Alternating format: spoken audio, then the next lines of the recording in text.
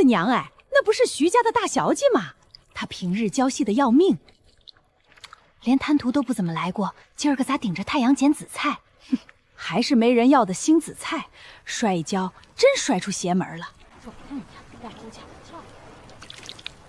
晒干压成饼，镇上酒楼肯定愿意收。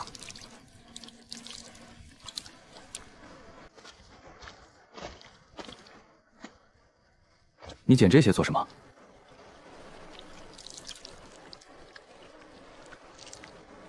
捡钱。这些东西不值钱，也不好吃。现在不值钱，不代表到我手里还不值钱。够了，回家。我让你在家补个渔网，你倒好，带着颖儿去滩涂吹风。他头上的伤要是裂了，我饶不了你。谁再骂他一句，谁就是跟我过不去。一儿，你摔糊涂了，咋跟换了个人似的？你不是最嫌他碍眼吗？我是嫌他穷酸，没说让他整天做粗活累活。你这是替他说话。你们花重金留下是图他能考上秀才，我就是秀才娘锦。人要是被你们折腾废了，我嫁个废物吗？秀才娘子，糊弄他们罢了。靠男人不如靠海。一场意外穿到了徐家那个同名同姓的独生女身上。原主被爹娘宠坏，嫌林叔重酸，却又想等她考上秀才和原主完婚。但实际上，其实全家都把她当苦力使。可我从前就是靠赶海讨生活的人，换了地方，也一样能靠海站稳。从今天起，粗活不用他干，让他读书。至于家里的活儿，我自有办法。站着干什么？打水。一儿，你折腾这些星紫菜干啥？村里狗都不吃。狗不吃，是狗没见识。这东西洗干净，烘成饼，能进酒楼。酒楼会收这种东西？会不会收？明天试了就知道。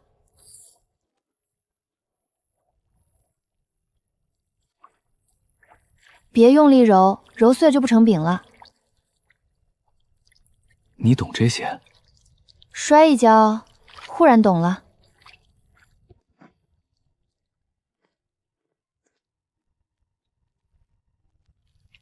一儿，你头上还伤着，别蹲这儿熏火。娘，我就看一会儿，火候错了，东西就废了。这玩意儿真能卖钱？能不能卖钱，先让你们试试。闻着倒是不那么腥了。等会儿别抢。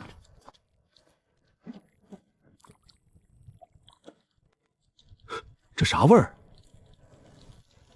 还真香。鲜，这汤比我在镇上酒楼吃过的还鲜。这真是那星紫菜做的？现在还觉得狗的不吃吗？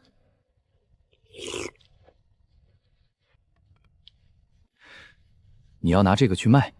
不是卖给村里人，是卖给镇上的酒楼。这东西能存放又鲜，若酒楼肯收，倒真是一条路子。可你伤还没好，镇上人多，万一磕着碰着怎么办？娘，我就去谈个生意，又不是去打架。再说我这几天吃的清淡，正好去镇上买点零嘴解馋。明天我和林书和去镇上，先把这几张紫菜饼试试水。你呀，就会拿这套哄娘。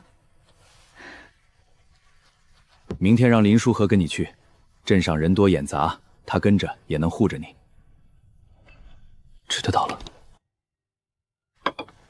你今天采的不多，烘完也就几张，拿去镇上卖，够吗？谁说我要靠这几浆赚钱？那你靠什么？靠让他们先尝到甜头，这叫空手套白狼。到了镇上别乱跑。爹，走吧。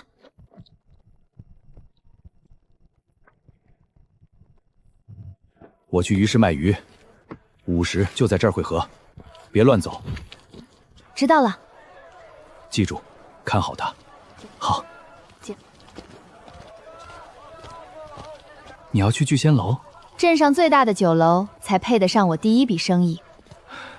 聚仙楼的掌柜不会轻易见人，那就让他不得不见。找你们王掌柜，有比能让聚仙楼多赚钱的生意。这位姑娘，听说你有生意要同我谈。投水紫菜鸭成成饼，泡开净下锅，一张饼能煮4、5碗汤，鲜不腥，能给聚仙楼添一道招牌汤。姑娘，海边这东西我见过，腥气重，塞牙，村里人都不爱吃。所以它现在不值钱。现在？等聚仙楼把它做成招牌，它就值钱了。你让后厨按我说的法子煮一碗鸡蛋汤，好喝咱们谈，不好喝我转身就走。老赵，过来。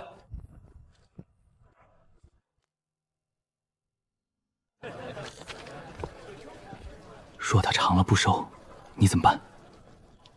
换下一家。若下也不收，那就摆摊卖给愿意尝鲜的人。东西好，不怕没人识货。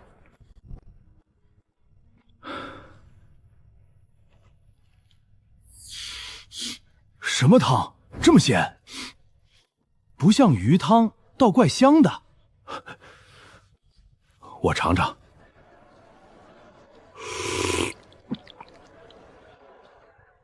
姑娘，你这东西确实是好东西。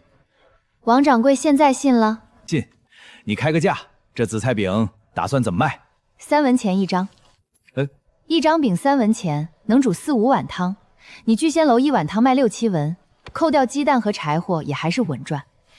你倒会算账。不会算账，怎么敢来聚仙楼谈生意？先订100张，3日后交货，我先付100文定金。若卖得好，往后长期订，每次价钱就按3文一张。口说无凭，利器。姑娘年纪不大，倒是谨慎。生意归生意，白纸黑字才安心。徐姑娘，3日后我等你的货。王掌柜放心，100张，1张都不会少。这真的是他吗？你肚中的笔墨纸砚还有吗？正好来了镇上，有需要的一起买。不用了，现有的还能用。行，要是不够用了，随时跟我说。读书的东西不能省，别耽误你考秀才。咋样？谈成没有？3日后交100张，王掌柜付了100文金，卖得好，以后每次500张。好，好，我闺女真有本事。3文钱一张，还长期订。我的乖女儿怎么这么优秀？那些没人要破海草居然真能卖淫！娘，货还没交呢，别到处嚷嚷，等钱拿到手再显摆也不迟。行行行，听你的。走，跟我去滩涂。好，大家都停一停，我这里收头水紫菜，要干净无沙，不带杂枣老梗的，1斤2文钱，收多少当场给现钱。那没人要的紫菜真给钱，还是现钱？童叟无欺，采来就给。哟，徐家大小姐这是有出息了，捡点没人要的破紫菜就敢在这冲大尾巴狼，别到时候赔了家底，连家里那秀才都养不起。徐明义，你前天才摔破头，今天就出来装大财主，这烂紫菜你也敢2文钱1斤收？我看你是真摔坏脑子了。贾猪猪，你家住海边啊，管得这么宽？我收紫菜花你银子了？你有功夫在这嚼舌根，不如赶紧拎筐去采紫菜。谁稀罕你那2个破钱？谁知道的东西什么钱？村里人还得被你耍得团团转。现钱摆在这儿，采多少给多少，不像某些人也就会耍嘴皮子。怎么怕我赚了千盖的大网房，你又比不上了？徐明一，你别太得意，我看你能得意几天？我得意多久不劳你费心，让开，别挡着别人做生意。真不想赚钱就回家待着去，别在这碍眼。大家采干净的紫菜，傍晚送到我家门口，我当场收。走，回家。难道那一跤真给他摔开操了？有事儿？我要跟你学写字，还有看契书。姑娘不是认的字？字认的，毛笔写不好，契书上的门道也不能只看字面。契书定钱多少，何日交货，毁约如何赔，这些漏一处，日后都能被人钻空子。所以我才要学，以后做生意不能每次都靠你念给我听。先练这些，日后签契至少要会写自己的名字，也要看得懂这些关节字。我认得他，他不认得我。能看出是徐字。你这话比骂人还伤人，这破毛笔真比赶海还累人。手腕太浮，笔锋压不住，食指往前，拇指压住，中种托笔。写契书不求花哨，字要稳，要人认得清。认得清就行，那我这字也算有用，勉强能用。你还挺会鼓励人。晚饭你帮我娘打打下手，烧烧火，结结菜就行。紫菜称重这个活儿，我找别人处理。好。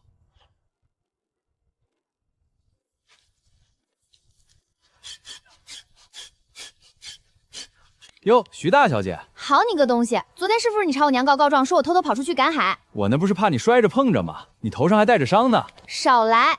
我娘回来骂我的时候，你在隔壁听得挺乐呵吧？说吧，找我啥事儿？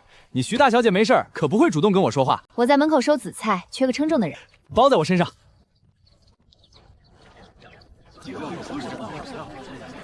石头，把东西摆上。规矩我早上说过，现在再说一遍。我收头水嫩紫菜，要干净无沙，不带杂草老梗，2文钱1斤，现采现结，当场给钱。称重都用这个筐先去皮，装了紫菜后必须颠3下，把水沥干净再上秤。别跟我泡水果泥沙的方闹，第一次发现我当场预收，警告1次，第2次再犯，我这里永远不收他的货。反过来，谁家连续半个月送来紫菜都干干净净，每10斤我额外多给1文奖励。忘记时优先收，优先结账。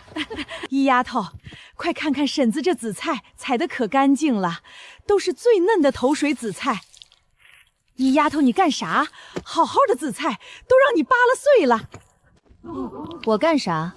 让大家开开眼。我的天，真塞石头！人家小姑娘现钱钱收，她玩这套。这石头不是我放的，采紫菜时不小心带进去的。这石子光溜溜的，一点海泥都没有，是你从自家院子里摸的吧？真正的货带着海泥，这石头干净的很，差别还不够明显吗？你这紫菜我不收，今天第1次给你警告，下次再敢玩这种花招，我这里永远不收你家任何东西。行啊，你一丫头，几天不见，这么会做生意了。今天辛苦了，拿着买酒喝。以后有事喊我，随叫随到。愣着干什么？吃饭去。他现在变成这个样子，至少对我没坏处。你怎么起这么早？醒了就过来看看，烘炉清干净，等下烘饼顺手。照这速度，明天上午能交货，剩下的还能零卖。我的乖女儿真有本事。我娘让我送2条黄花鱼，还有个事儿，他们说你收紫菜骗人，还败坏名声。我这就找他们去。娘，他们真敢搞事，我有的是办法治。是真有本事，还是打肿脸充胖子？姐，我回屋眯会儿，你看着烘炉别让火灭了。好。你确定他回屋了？我刚在河边看见他娘洗衣服去了，他去码头了。院里就他那个穷酸书生，那书生就是个闷葫芦，不敢闲事。舒和啊，我们找乙丫头借个顶针，她在屋里呢，我们自己去拿，不打扰你。我那么多饼呢？林书和，少了50多张，你一点动静都没听见？听见了。听见了你不拦？那是你的生意，你的东西，我没资格管。谁偷的？王婆子，贾珠珠，50两克，背着布包走的。走，去镇上。新鲜紫菜饼3文1张，便宜卖啦！谁给你们的胆子拿我的东西卖钱？这是我们自己烘的。你眼红了吧？这饼是聚贤楼订的货，我和王掌柜签了书，3天后要交货。今天中午他们偷走50多张，你昨天连干净紫菜都采不好，一天能烘出这种饼？你放开，这是我们的！你找死！让让，我看看怎么个事儿。这饼确是徐姑娘订给聚贤楼的货，品质我认的。你们2个偷东西！徐姑娘，婶子错了。当时院里只有她在，她亲眼看见。50两克，王婆子与贾珠珠进徐家堂屋拿走紫菜饼，共52张，我亲眼所见。按规矩来，想让我饶你们可以，3个条件：第一，52张饼按聚贤楼价赔156文；第二，今晚回村挨家挨户把偷东西和造谣说清楚；第三，你们2家以后别再采紫菜卖给我，也别靠近我家院子。答应，都答应。有一条做不到，我拿契书去县衙告你们。再有下回，绝不轻饶。你们去哪儿了？吓死娘了！头没事吧？这2个要脸的东西，我剁了他们！他们今晚挨家赔罪，比打一顿还难受。一儿说的对，我错了，价值错了。货今晚连夜烘，肯定能赶出来。你咋才回来？脸怎么红成这样？眼睛也肿着，跟人打架了？没有，就是在镇上跑了一圈，累着了。你手里拿的啥？脏兮兮的，该不会捡人家不要的东西吧？不关你的事儿，你少管。珠珠是不是受委屈了？跟2哥说，谁欺负你了？我就是一时糊涂，王婆子说那些饼能卖钱，我才跟她去了徐家，我没想到会被抓住。徐明一欺负你，我找他去。哥，别去，是我不对，是我偷了他的东西，他没把我送官，已经算留情了。哭什么哭？一天到晚哭哭啼的，丧门星似的，是不是又在外面惹事儿了？你个没出息的东西，谁让你去偷东西的？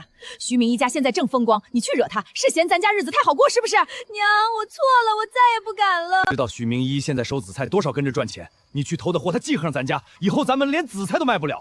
赔了多少？156文。今天卖饼的钱还有我身上的钱都赔给他了。蠢货的钱是你的，凭什么都给他？徐明又不缺点钱。行闹了，以后不准再跟王婆子来往，也不准再靠近徐家。咱们穷归穷，不能做这种丢人的事儿，传出去，你几个哥哥娶媳妇都受影响。你洗快点，别磨蹭。我不要一直只看徐明一的脸色过日子，他能赚钱，我也能。昨晚熬到后半夜，你咋不多睡会儿？睡不着了。饼都装好了吧？今天得给居香送去。都装好了，可今天谁跟你去？你一个人我不放心。我喊石头，他力气大，能帮我拎箱子。丫头，喊我干啥？跟我去镇上送货，回来请你吃。包在我身上。徐姑娘，可算把你盼来了。100张紫菜饼，一张不少，王掌柜清点了一下。好，比上回试吃的还好。货没问题，后头的单子王掌柜也能放心。先卖3、4天，看客人反响。过几日你再来，我跟你谈后续数量。成。掌柜，打1壶米酒。哦，姨妈头真请啊！答应你的还能赖？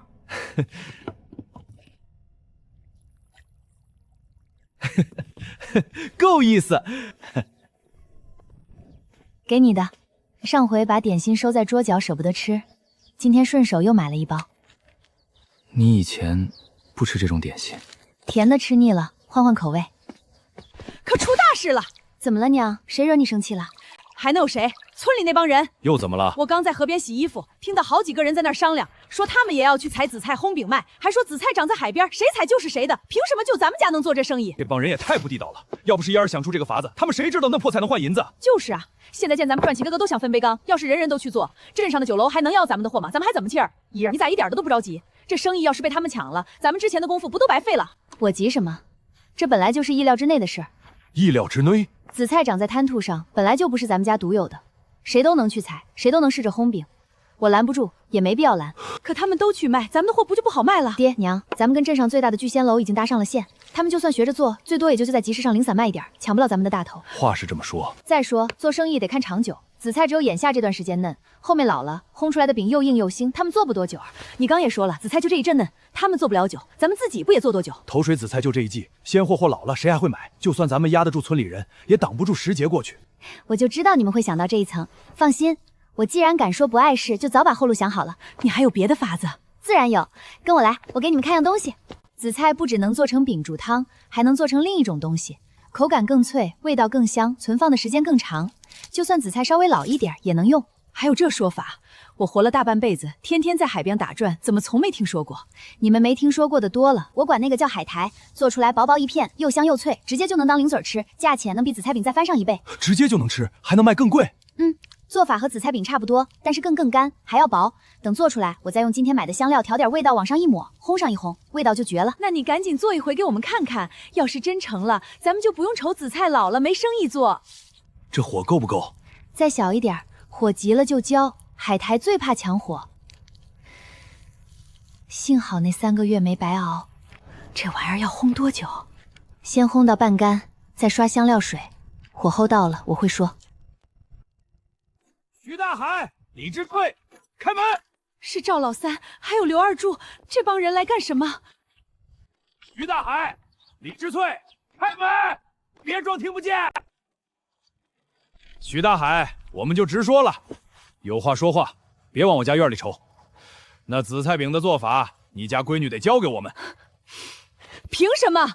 凭什么？紫菜长在滩台上，是老天爷给大家，就是徐家独一份。你女儿能做，我们凭什么不能做？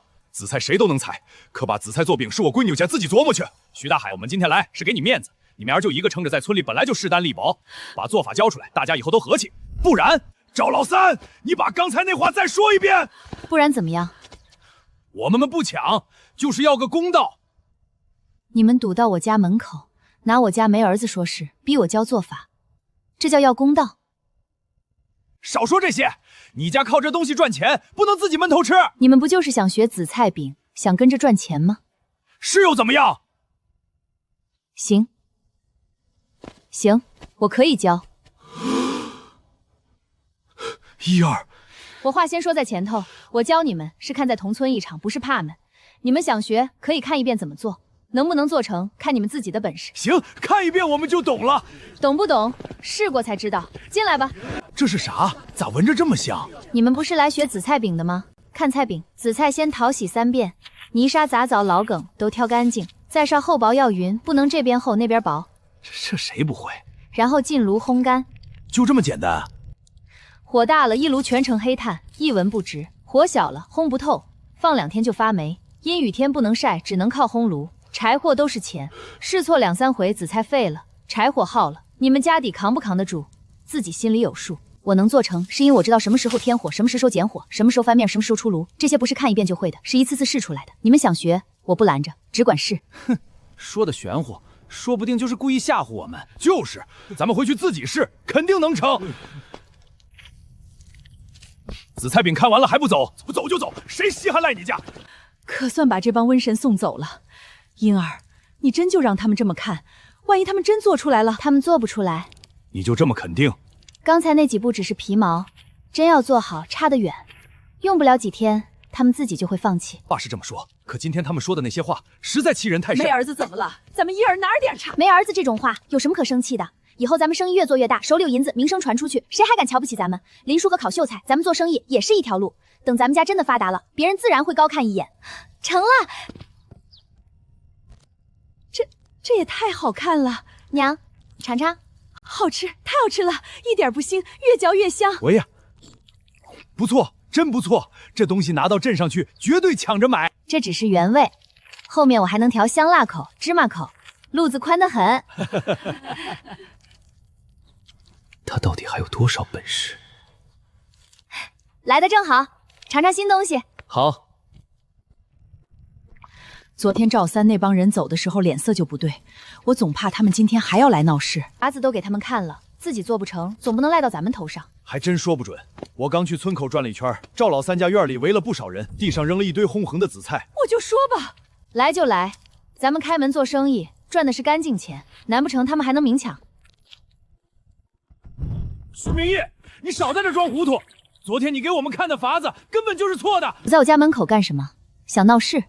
我们是来要说法的，我们照着做，烘出来不是糊了就是潮的，根本没法卖。你就是故意藏了关键步骤。今天你要么把真法子全交出来，要么就别再收村里的紫菜。这摊是全村人的，不能让你一个人占了好处。赵老三，你们讲点道理。昨天我女儿当着所有的面，把做法演示了一遍，半没草理。在这村里，我们说的就是道理。大家伙都看看，徐家挣了钱就不让别人活了。诸位要是再往前一步，私闯民宅，我现在就可以写状纸送到县衙去。林书和，这是我们跟徐家的事儿，跟你一个赘婿没关系，你少在这多管闲事。我是徐家未来女婿，岳父家的事就是我的事。上门寻衅，堵门威胁，还想强别人谋生的法子，真闹到县衙，你们觉得县太爷会站在哪儿边？我昨天就跟你们说过，火候才是关键，你们自己烧火都烧明白，反倒怪我藏私。你们自己看看，我烘的。再看看你们手里的东西，我收村里的紫菜给的是现钱。这几天村里多少婶子嫂子靠采紫菜赚了钱，贴补家用。今天他们堵在我家门口闹事，要是搅黄了我的生意，到时候大家没钱赚，最亏手是谁？你们心里清楚。赵老三，你要不要脸？你自己学不会，别耽误我们赚钱，赶紧滚，别堵在人家门口丢人现眼。敢问各位乡亲，徐明旭姑娘家是往哪儿走？我们是镇上聚仙童的。徐姑娘，可算找到你了。王掌柜，你怎么亲自跑过来了？我这是着急过来找你。徐姑娘，你那紫菜饼卖爆了！昨天上午货刚送到，中午我们酒楼的紫菜蛋汤就卖光了，好多客人喝都问，后厨都快催疯了。这次我要订500张，这是顶金200文，5天后，徐姑娘看行不行？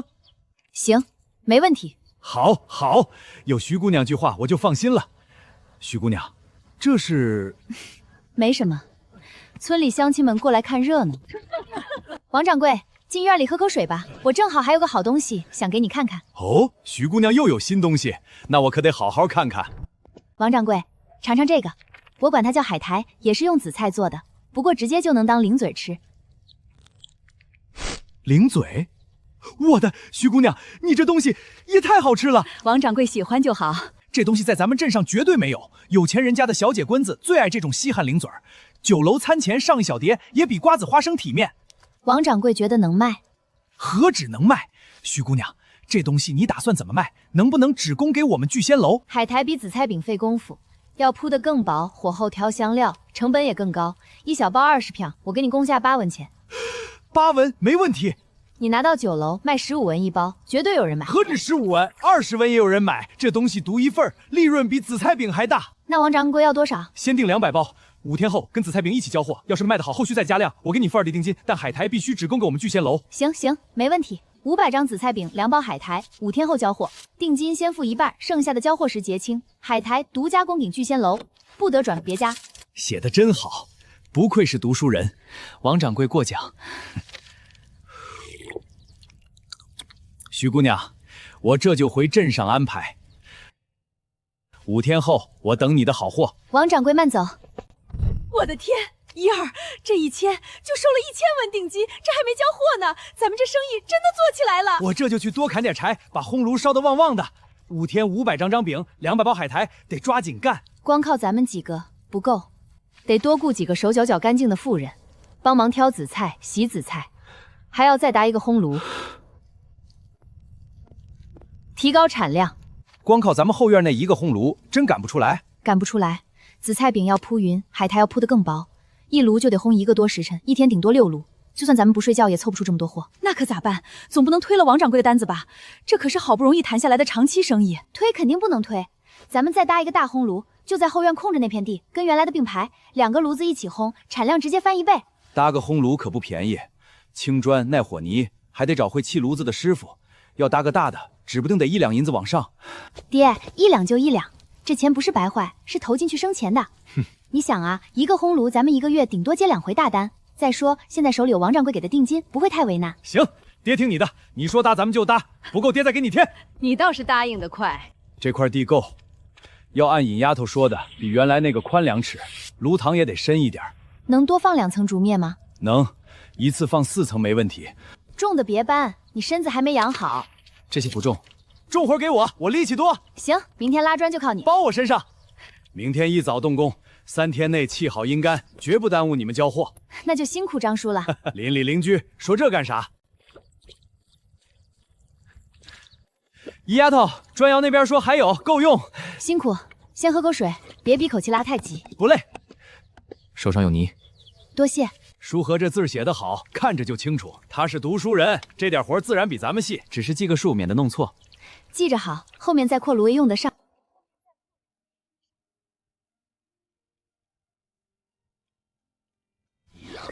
你也太见外了！前阵子石头就帮你称个重，多大点事儿，你还特意给他打那么好的米酒。那可不一样，上次收紫菜，要不是石头帮我盯着称重，指不定就不算乱什么。俩孩子从小酒亲，跟亲妹妹似的。对了，大海，我正想问你，今年开春的鱼汛大概什么时候能来？再过10天左右，等南风连刮3天，近海水温上来，带鱼和黄花鱼就跟着也过来，那时货轮又会跑空。石头也16了，总不能天天在村里晃路，要么去滩涂捡海货，要么上山砍柴，没个正经出路。大海，你看能不能让他跟你出海学本事？你打鱼的是在咱们村拔尖，他跟你我放心，等学出来了以后，自己也能撑起一艘船，娶媳妇成家也有底气。嗨，我还以为什么事儿呢？石头这孩子实诚干，力气也大，我早就想带他出海了。那姑爹好。就怕你们舍不得，我没好意思开口，这事儿就这么定了。等于训一来，就让他跟着我走。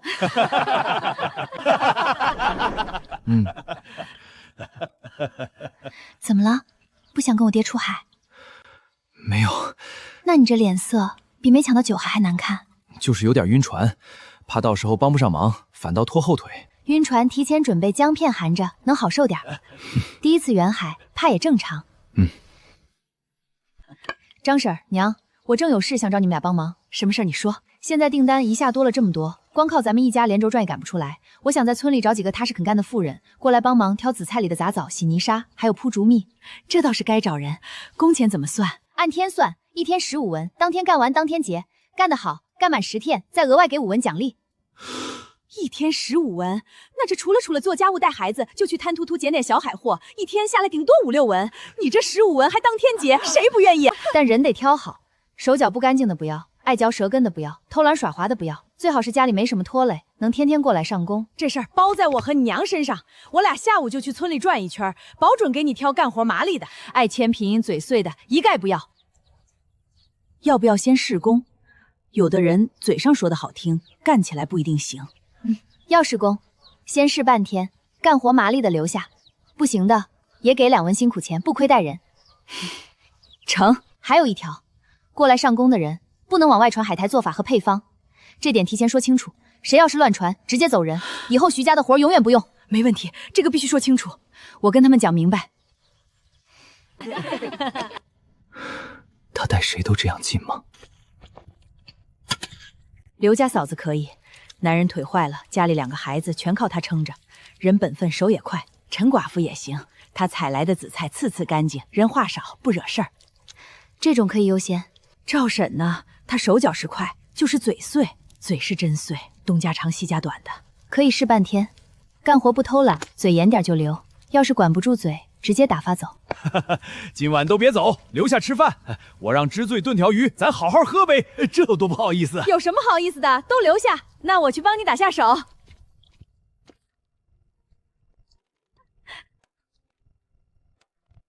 娘，张婶儿，你们这是现在就去串门？那可不，早定下来早安心，人要跟上，不然那么多货，咱们几个手出火星子也赶不出来。村里妇人多，合适的就那几个，去晚了，说不定被别家找去干零活了，咱们得先下手。我跟你们一起去。那把头巾戴上，夜里风凉，你伤口别又复发。知道。知翠妹子、张嫂子、于丫头，快进来坐，不坐了，我们来是有正事。徐家现在订单多了，想找几个帮忙挑紫菜、洗泥沙、铺竹篾，一天15文当天结，干满10天活干得好，再给5文奖励。一天15文，真当天结？当天结，先试半天，合适就留下，不合适也给2文辛苦钱。我去，我手脚快，绝不给你们添乱。明天啥时候到？辰时到徐家后院。还有一条，院里做的活，看到什么都不能往外传，尤其海苔的做法和配方。这个我嘴严，谁问我也不说。那明天等你。知翠妹子、张嫂子、姨丫头，这么晚咋来了？来问你个事儿，徐家现在忙不过来，想招几个妇人帮工，一天15文，当天结。15文？哎呦，这可是好活儿！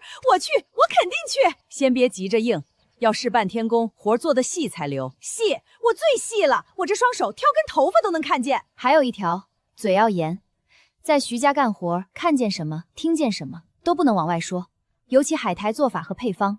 那肯定，一雅你放心，我嘴最严，绝不乱说一句。明天先试半天，成。他这张嘴，我还是不太放心。先试，真管不住嘴，直接不要。知翠婶子、张婶、徐姑娘、陈嫂子，我们来问你愿不愿意去我家帮工，挑紫菜、洗泥沙、铺竹篾，一天15文试半天。我别的本事没有，就是能坐得住，干活细。徐姑娘放心，我绝不给你们添乱。我们就知道你细心，你之前采来的紫菜次次干净。明天辰时过来，规矩也跟说清楚，院里的做法和配方不能往外传。我明白，拿谁家的金钱，守谁家的规矩。那明天见。刘婶、赵婶、陈寡妇，再加另外2个差不够了，再多咱们院子也挤不下。还有一家得去看看。你说林家？哪家？我怎么没印象？就是前2年男人出海遇风暴没回来的那家。男人叫林老根，打本事也是村里数得上的，可惜命不好。他走了第2年，媳妇儿就改嫁了。老太太心善，把家里剩那点积蓄全给了儿媳，让人改嫁也能体面。现在老太太带3个孙女过，大的银河17了，老二02和12，最小的3和才刚会俘虏下不地，家里家外全靠大丫头撑着。去看看。王老五，你在这鬼鬼祟祟干什么？一大把年纪，要不要脸？天天手好闲，就知道欺负孤儿寡女。我就路过，能把脸伸人家院里。再让我看见你来骚扰邻家几个小孩，我叫徐大海打断你的腿。有人在家吗？你还敢来？我打死你这个流氓！对不住，我以为是刚才那个流氓，我没看清人，打到你了，你没事吧？没事儿，不怪你，是我们来的晚，吓着你了。好孩子，吓坏了吧？王老五那个挨千刀的，不是第一次来了。婶子、姑娘，快进屋坐吧，屋里黑，你们小心点。快坐，家里乱，你们别嫌弃。婶子别动，腿不好就好好歇着。我们就是过来看看。你们今天过来是有什么事？家现在忙不过来，想找几妇人帮工，挑紫菜、洗泥沙、铺竹篾，一天15文，当天结。多谢你们想着我们家，可我们家这情况实在抽不出人啊。我这腿走不了路，3和还小，离不了人，2和在家能帮着看孩子、收拾家，一麻要是再走了，这家就转不开了。 2和一个人看不住3和，奶奶的腿天一凉就疼，离不了人。你是不是常来我家卖紫菜？每次紫菜都挑得很干净，也从不泡水压秤。是我想着紫菜挑干净点，你结钱也快。我奶奶的盒也该添件衣服了，我就说有印象。婶子，不用一盒去，让二盒去就行。一丫头，你说什么？让二和去？他还是个孩子，能干什么活？别给你们添乱，我们心里过意去。不添浪，活不重，就是坐着挑挑东西、洗洗泥沙，又不用他干重活。二和在家应该也常帮忙，肯定能行。可他才12，学得慢也没关系，我们慢慢教。施工期间也给工钱，绝不亏待人。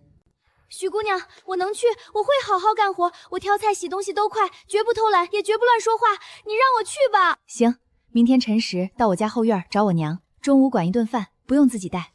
一丫头，谢谢你，真是太谢谢你，日子都快过不下去了，你这是拉了我们一把啊！婶子别这样，二和是来干活的，我们给工钱理所应当，不用谢。要是哪天你家里能脱开身，想过来帮忙也可以。还有你采的紫菜，以后采多少我收多少，永远按最高价优先收你的。谢谢徐姑娘，真的谢谢你。好孩子，以后王老五那个混账再敢来，你们就喊去徐家找我们，找你徐大叔，找石头，看我们不打断他的腿。咱们村里还轮不到他一个老光棍欺孤儿寡母。林家这几个孩子真是太懂事了，就是命苦。一丫头，今天这事儿做得对，咱们这趟没白来，又找了个靠谱的人，还帮了人一把，两全其美。他们本分，干活靠谱，用着放心，顺手帮一把也没什么不好。你现在是真长大了，多几个靠谱帮工，产量提上去，后面的长期订单才接得住，互惠互利。你说这一天15文真能当天结？那还有假？前阵子一丫头收紫菜，哪回不是当场把铜钱递到手里？要是活不累，这可比去滩涂泡一天强多了。都来了，来了。昨天我娘和张婶应该都跟你们说清楚了，今天是半天工，活不难，就是把紫菜里杂草、老梗和泥沙挑出来，再淘洗干净，手脚麻利，坐得住就能干。规矩2条：第一，干活要细致，挑过的紫菜里不能再挑出脏东西，烘出来的饼要是有泥沙，坏了酒楼生意，谁出的错谁担责任。第二，在院里干的活，不管你是不小心瞥到做法还是故意留印，都给我烂在肚子里。谁嘴碎往外传，直接走人。往后徐家的活永远不会再用。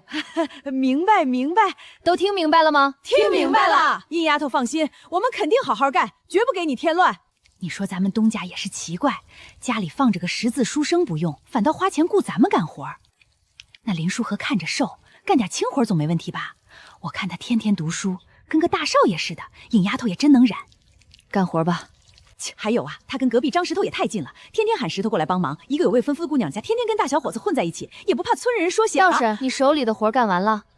玉丫头，我雇你们来是让你们干活的，不是让你们嚼舌根的。规矩我早上刚说过，干活要细致，嘴要严。你活干得马马虎虎，嘴还没个把门的，我们小庙容不下你这尊大佛。玉丫错了，我再也不敢乱说话了。你再给我一次机会，我肯定好好干，保证挑得干干净净。娘，拿2文钱给赵婶，让她回去。我们这儿不用他。别啊，我真知道错了。干活不行可以教，嘴碎管不住就只能走人。拿着钱走吧，以后别来了。他立规矩，倒比许多男人都稳。鹰丫头，你要的竹简我给你扛来了。我爹说新烘炉能用得着，让我问问你尺寸合不合适。正合适，辛苦你了。这有啥辛苦的？对了，我爹说你晕船，提前准备点姜片含着，能好受点。知道了，我提前准备好。你不读书啦？你不读书啦？你后背沾了灰。哦。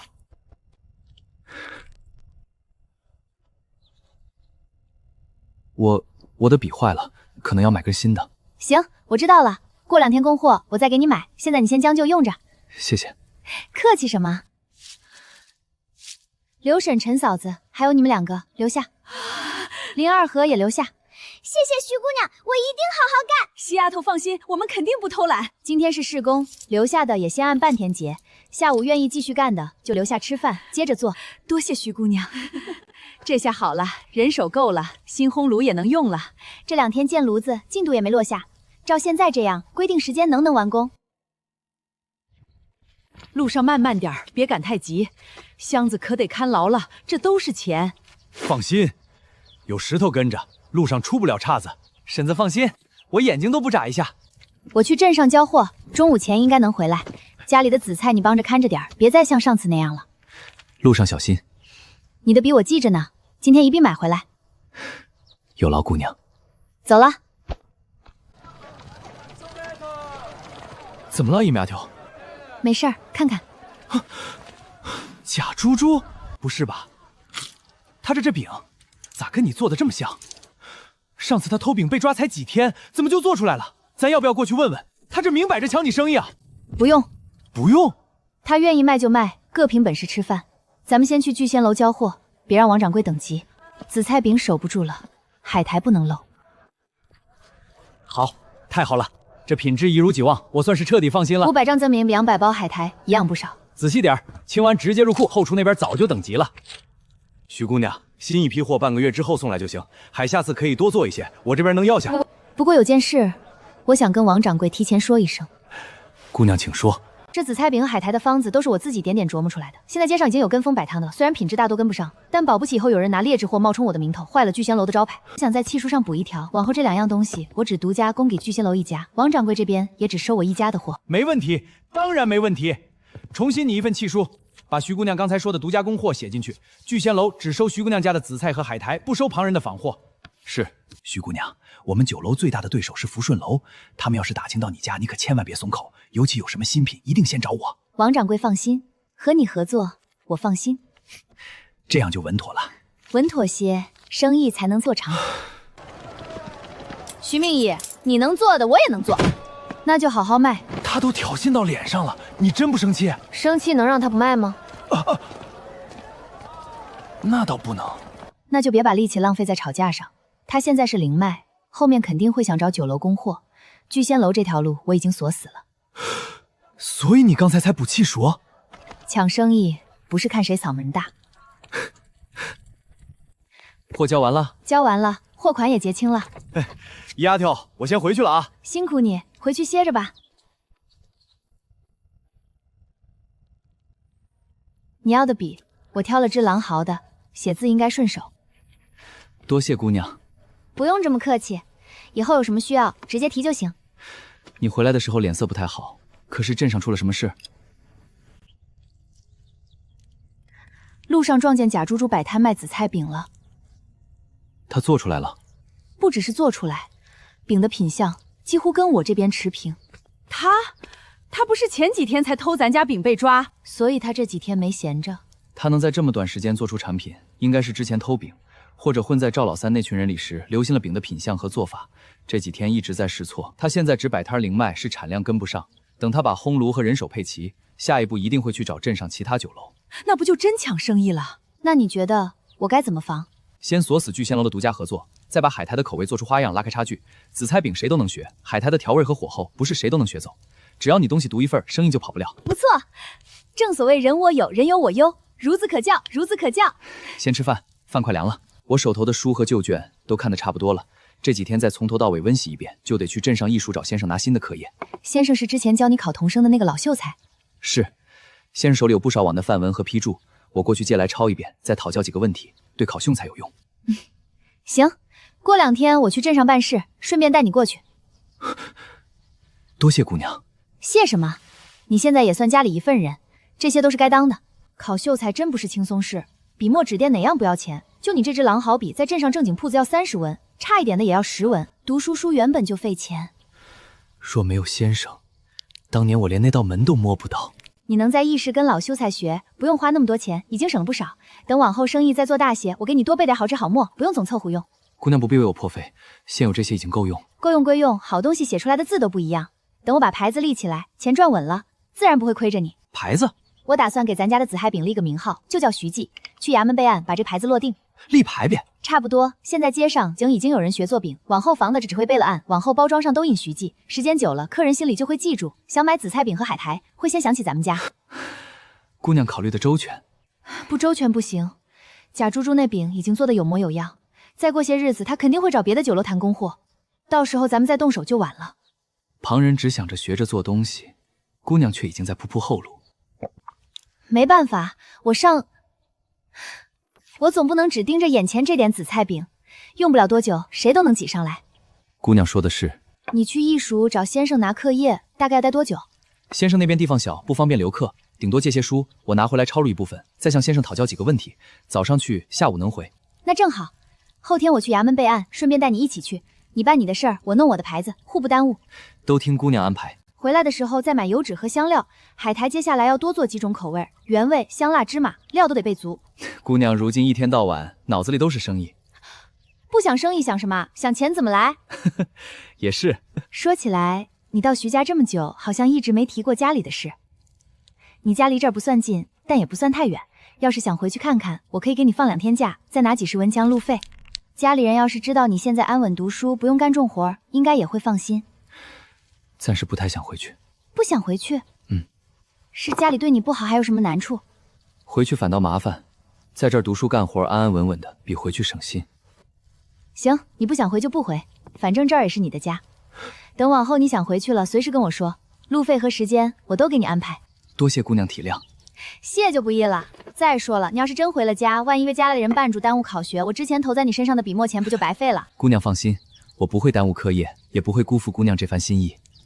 这就对了。你接着看书，我去看看帮工们干活，海苔调味还得我自己盯着。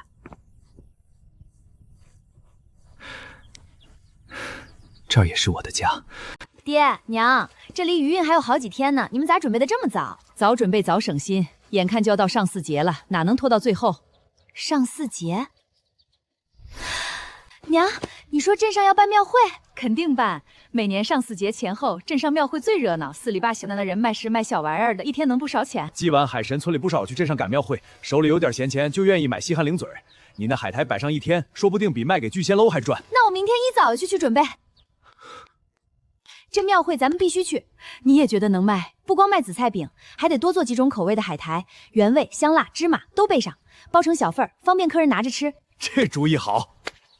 那我一会儿就跟帮工们说，这几天多挑些紫菜，把饼和海苔都备足。到时候咱们早点去占个好位置。祭海神的贡品也得准备，大鱼、鲜果、点心一样都不能少。今年咱家生意好，得置办的好点，求海神爷保佑平安顺利。贡品买好的，该花的钱不省。庙会那边我来安排，到时候我跟娘一起去。过几天上巳节，镇上有庙会，我跟娘去摆摊，你要是想跟着去逛逛也行，看看热闹。庙会人多杂乱，我就不去了，留在家里看书，顺便照看院子。也行，你在家好好读书，等我摆摊赚了钱，回来给你买上好的宣纸。多谢姑娘。这几天咱们要多赶一批货，又有大单子啊！镇上上巳庙会快到了，我准备去摆摊，紫菜饼照常做，海苔多备小包，原味、香辣、芝麻3种口味。那我们要多挑多少？这几天工钱照旧，要是愿意多做一会儿，我额外加钱。活儿还是一样，挑干净、洗干净、嘴严。能多挣钱，谁不愿意？我们肯定出来。徐姑娘，我也能多做。你年纪小，别硬撑，手稳比快重要。我知道。咱们家现在可真是越来越像样了。是啊，多亏了颖儿懂事了，日子才有奔头。一边谋生一边读书，这样的日子竟也不差。衙门在那边，我去办徐记备案，你去艺术找先生拿课业。好，中午在街口老面摊碰头。要是先生那边要买纸、钞卷、复数收，别省。借过。我只是去借旧卷，不一定花钱。不一定花也得带着，读书的事不能抠。真到用钱的时候，你再站那儿跟先生干瞪眼。姑娘想得周全。少夸我，办完事儿别乱跑。镇上最近不太平，福顺楼那伙人不是什么好东西。这话该我叮嘱姑娘。行啊，都会反过来管我了。中午老面摊儿，不见不散。不见不散。徐记，他是真的要把这条路走稳。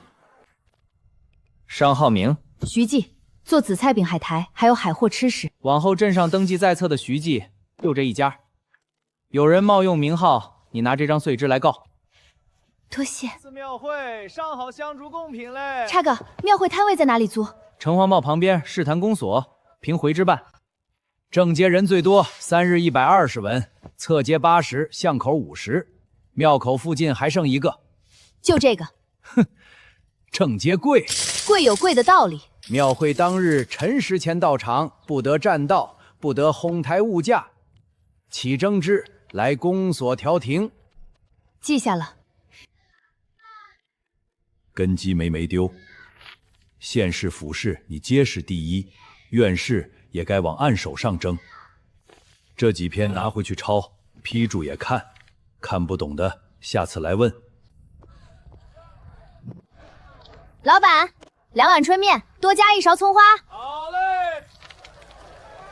办妥了。徐记正式备案，正界摊位也租下了。庙会3天，庙口好位置。姑娘办事利落。那是，等庙会一开，徐记这个名号就能传出去。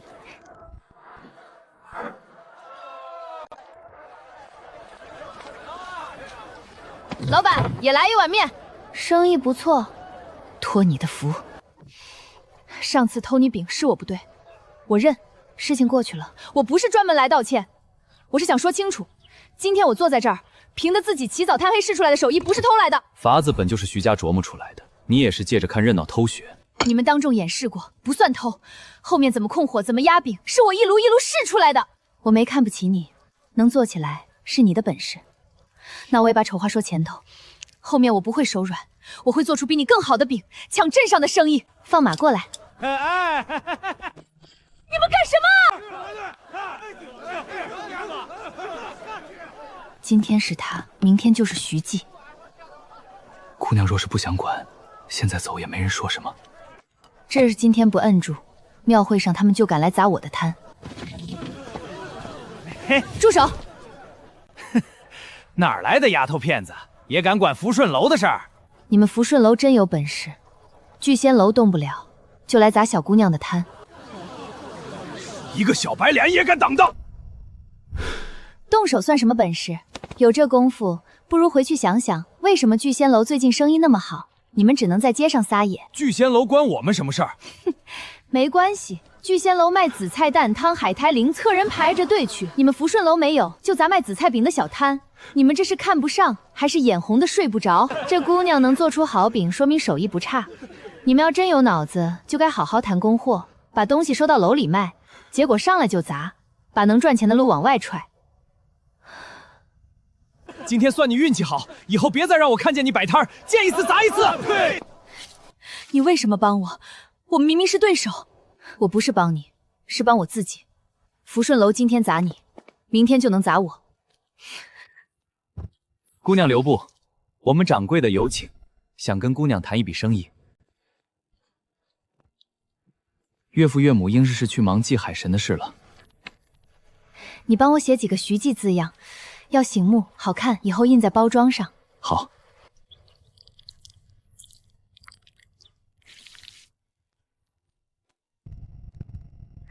这口感，妙蟹能打。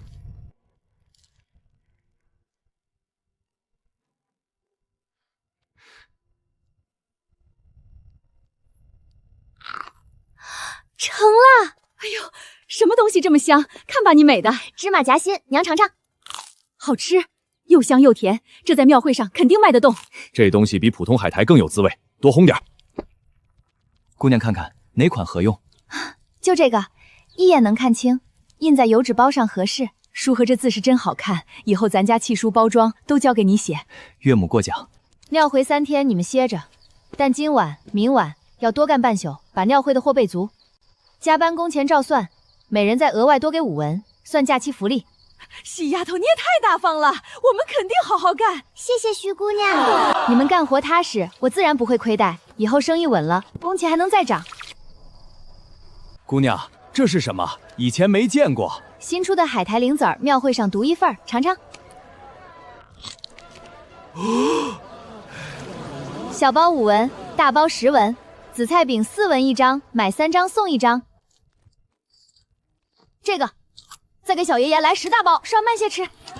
照这个速度，咱们带的货撑不到傍晚，卖完正好收摊儿。今天就是探客量。娘，收摊儿。这丫头倒机灵，知道配着小货卖。有本事的人，在哪儿都饿不着。给你爹做件出海轿子，耐脏。买。给书和做件长衫，总穿那2件旧的，见先生也不好看。多扯一尺，别做的时候不够。这个给你，我衣裳够。这批也扯。那娘也做一身。这个颜色衬你。好嘞，给你们包好。老板，麻线、钢针、灯芯、头绳一样来点儿，刚出锅的糖糕，又香又甜。来一块儿。点。出来大半天了，家里不知道咋样。再逛一会儿就回。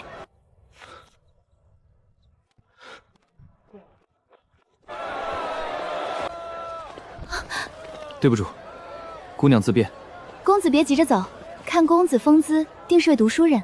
不过一介童生，不知公子如何称呼，家住何方？萍水相逢，不必多问，告辞。小姐，不过乡下童生，值得您多问。既是书生，日后未必没有交集。你怎么来了？天色晚了，怕你们不好回去，来接你们。来得正好，东西太多，拎得手都酸了。去海鳖天看篝火。哦，这不是我们的大忙人一丫头吗？快来这边坐。刘叔就会笑话我，这不是忙完了吗？谢谢莹姐姐，谢谢舒哥哥。原来不算账的时候也能这么踏实。爹走的时候咱们都没送，你不担心？担心啥？你爹打鱼这么多年，风浪里滚出来的本事，船队结伴走风向也好，出不了事儿。这次多久回来？快就3、5天，慢也就7、8天，米粮淡水都备足了，石头跟着你爹拉网撑船就行。3天纯赚3两7钱，徐记的名头也算打出去了。以后逢集就去镇上摆摊儿，肯定卖得好。趁热打铁，别让仿冒货把客人带偏。徐姑娘，我们掌柜请您去聚仙楼，有要事相商。